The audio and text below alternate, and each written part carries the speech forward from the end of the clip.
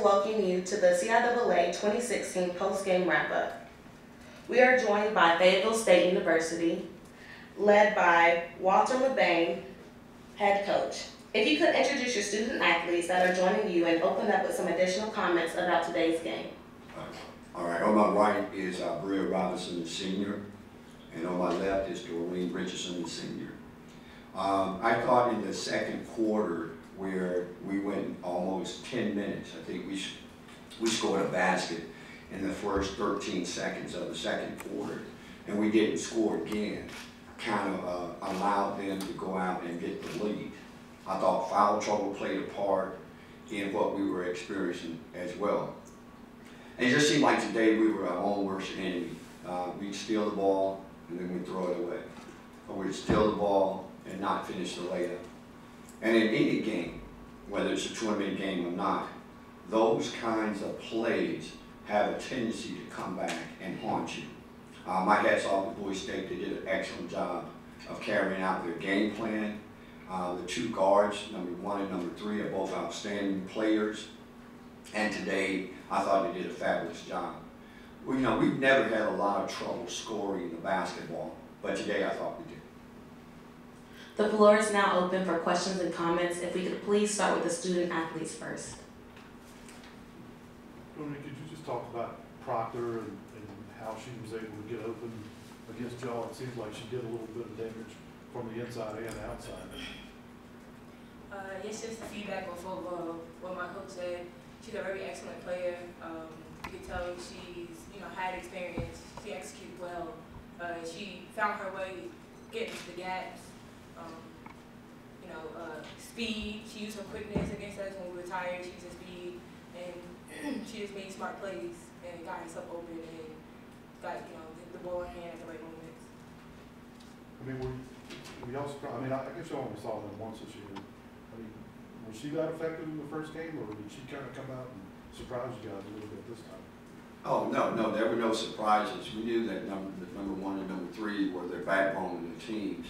They had led them in scoring throughout the season. And if I'm not mistaken, they may be the only 2 players on the team that averaged double figures. So we knew that they were going to be, those 2 were going to try to carry them. I thought Proctor did a good job. I mean, she's an excellent three-point shooter. She did a great job of finding the gaps and making shots. And the shots that fell in for them today didn't fall in for us. Bria, were you surprised at all? I mean, you guys have played so well these last 2 or 3 weeks. Were you a little surprised how y'all came out and played today? I was a little surprised because, like you said, we were playing well. It's, I don't know what happened. We didn't follow the game plan as we have been for us to be successful. Bria, were you able to detect what was Jennings doing to sort of got you out of your game? Like normally you were able to score, today you were not able to? Did she defend you differently? No, I didn't just finish. Coach, you alluded to the difficulty edge.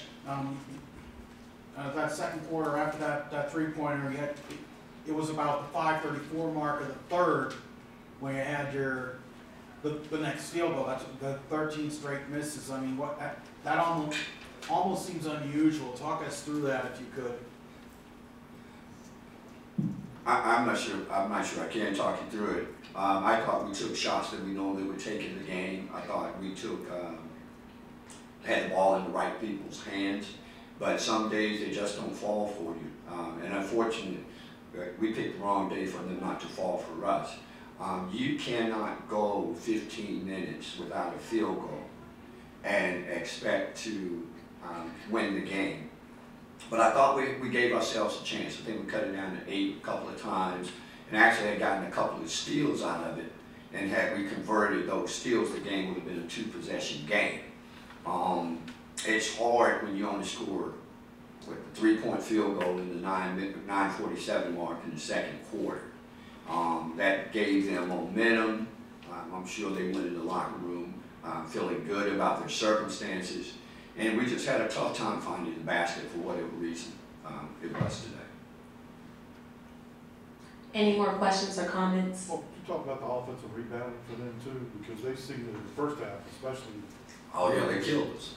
I mean, I think we only had one offensive rebound in the whole first half. They had doubled the rebound output at halftime. I think it was 22 to 11.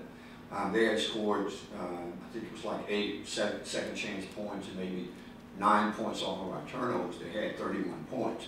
So they were getting second chance opportunities, and we were not. The only offensive rebound we got in the first half, we actually converted the basket. I was surprised that we didn't do a better job of rebounding today. That's been one of the things we kind of focused on all year long. And we knew that that was going to be important in today's game, to make sure we attacked the glass. And for whatever reason, just didn't find the offensive boards this afternoon. Just finally, obviously, you've done a great job pulling this team together this year, getting them here and finishing strong. I mean, would you like to kind of take that interim tag off and be the head coach of this program for sure next year? Well, any person would love to. I'm not very concerned about what's going to happen next. That's not anything that I can control. I think the ladies have been through a difficult period. As I just told them in the locker room, I wanted to thank them for accepting me and accepting the changes that were made. Anytime the situation happened the way that it did, it could go either way. But the fact that they believed in me and the fact that they accepted my role as the head coach says a lot about them and their character. And what we have to do, as you can see, we only have 2 seniors in the program. And I think, the future of Fayetteville State women's basketball is in great hands. We have an outstanding group of young ladies, and I feel very positive that they will take this loss to heart, and we'll start working in a couple of weeks. You feel like, though, you've kind of proven yourself battle-worthy, if you hadn't already before, I guess. Well, that's what I was going to say, Sammy. This is not my first ride. I've been a head coach before at very successful programs. I know what it takes to win championships. I know what it takes to go out and find the recruits that allow you to do that. But anytime you step into an uncertain situation or a difficult situation, it is a little different. But I think, I wasn't worried about proving myself as a coach or as a head coach. I have confidence in my ability to lead programs. I have confidence in my ability to recruit. And I have confidence in the young ladies that are part of our program.